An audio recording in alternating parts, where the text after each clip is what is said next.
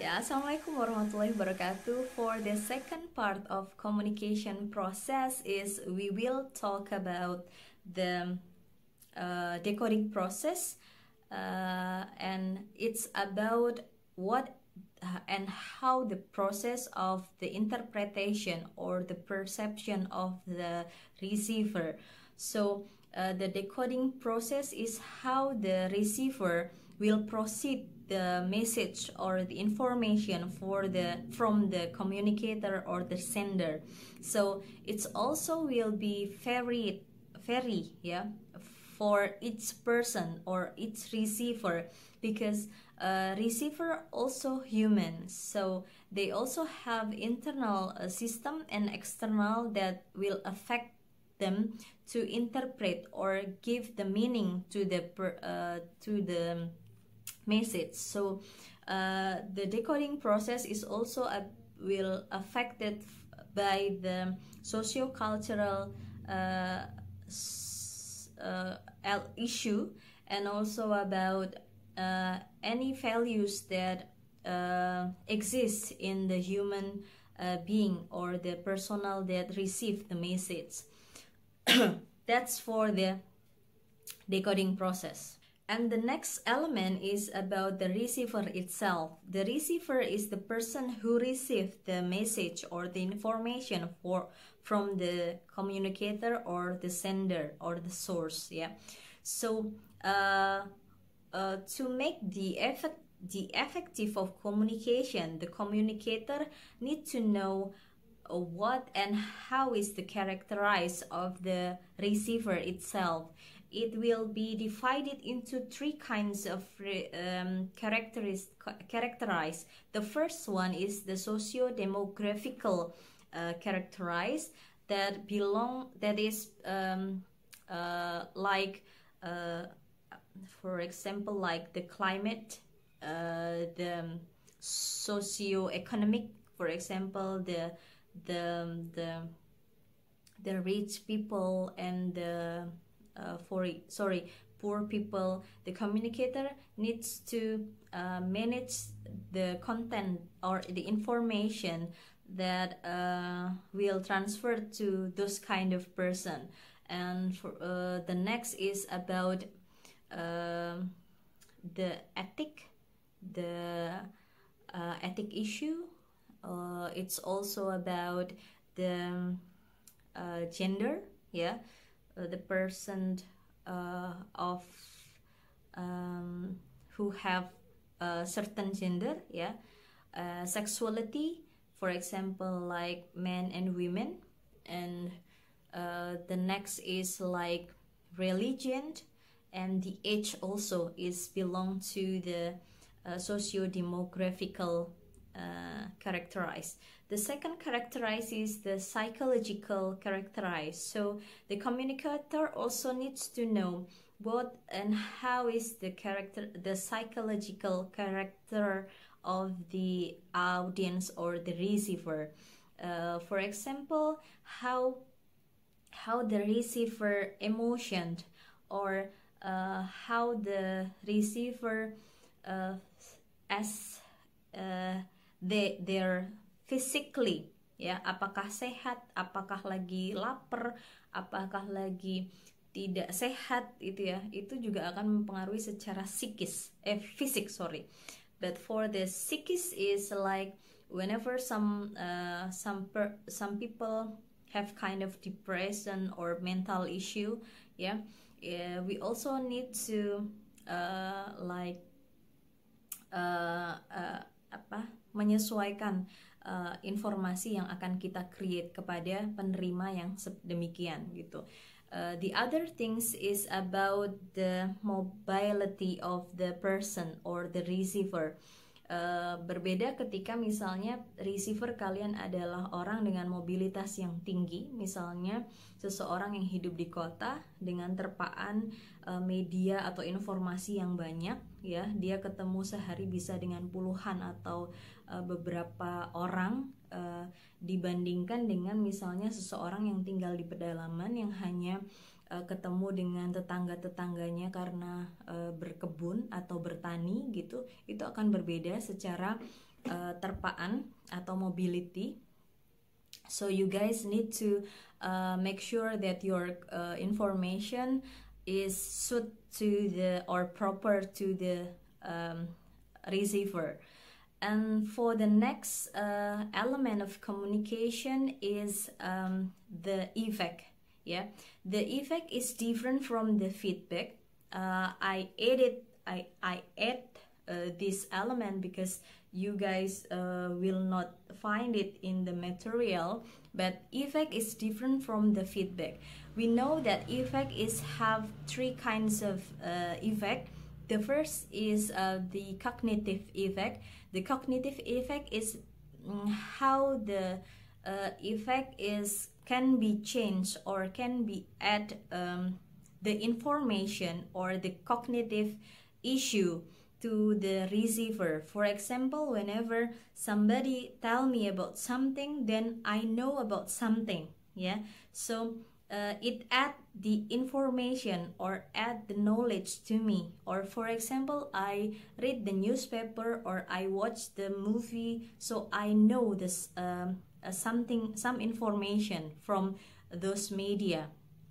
Yeah, but for the second is the affective effect. The affective effect here is kind of effect that implied to the emotional or the feeling of the receiver. For example, when you heard some sad issue information, then you guys change your emotion to the sad, yeah, or you suddenly cry.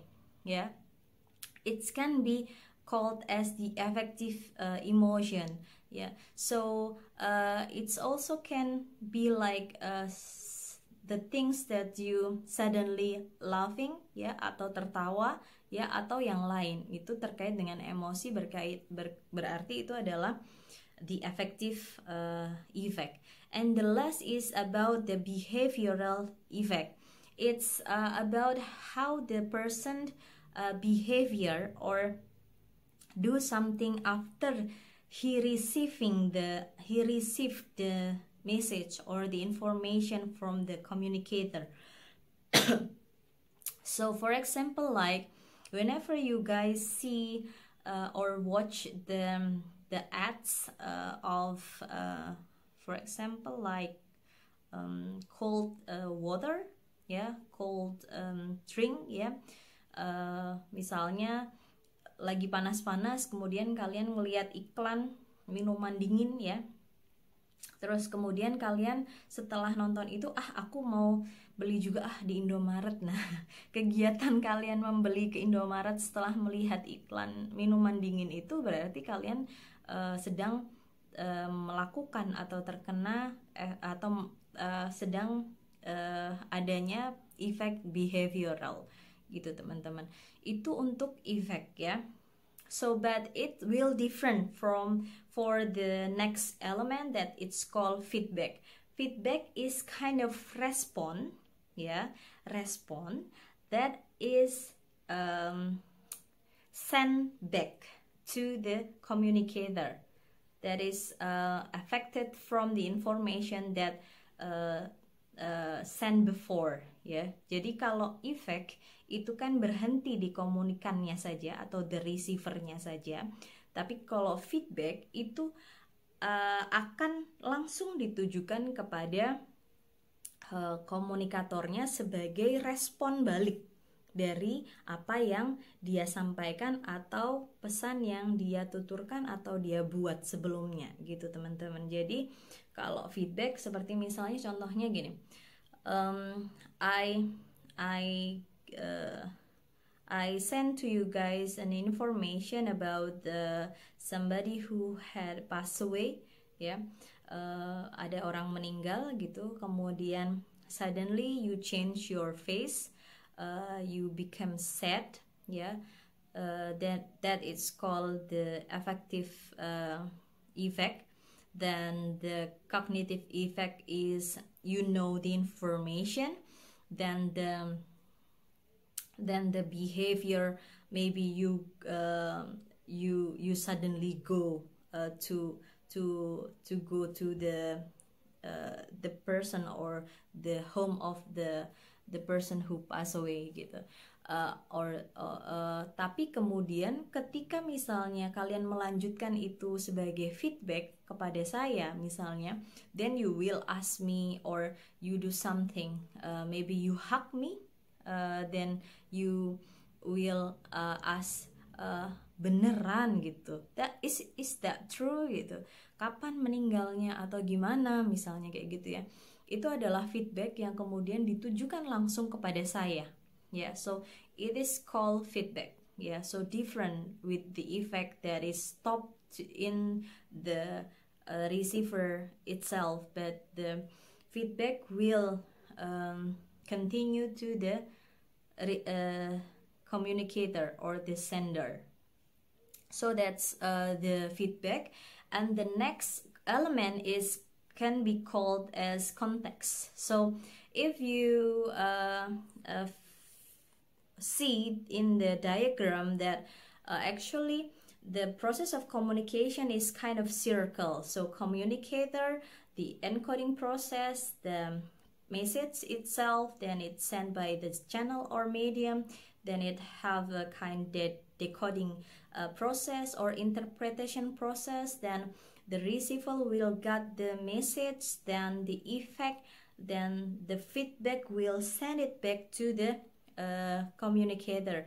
But in the external of the process, it has the context. The context can be like space that I explained before. It's about how the space is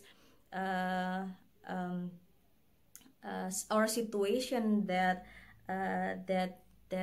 happening during the communication. The time is about how the time or the context of time that held through the communication process. The physical process context also, sorry, it's kind of like whenever kurang tidur atau kelelahan itu secara fisik ya, kemudian sehat sakit itu juga akan mempengaruhi, dan psychological issue or psychological context is also can be the context of communication. So that's all, and the noise is the last element that is a kind of disruption in the communication process, that it can be like the external and the internal. The internal can be like, for example, like I'm not feeling well, so it also can be noise atau gangguan di dalam diri saya atau di dalam gangguan si komunikatornya gitu. Tapi juga bisa terjadi kepada si receiver ketika dia sedang in a not good condition. So that is the physical matters that can be noise. It also can be from the external. For example, like whenever we have kind of rain, ya, sedang hujan, kemudian kita jadi ngomongnya harus kencang, tidak terdengar, kemudian tiba-tiba blackout, ya, we have pemadaman listrik gitu atau blackout gitu, itu juga akan menghambat proses komunikasi. So the noise can be from the internal factors and also the external. That's all for the communication process. I hope that you can receive it well, but please give me the feedback once you have difficulties. And see you next time. Wassalamualaikum warahmatullahi wabarakatuh.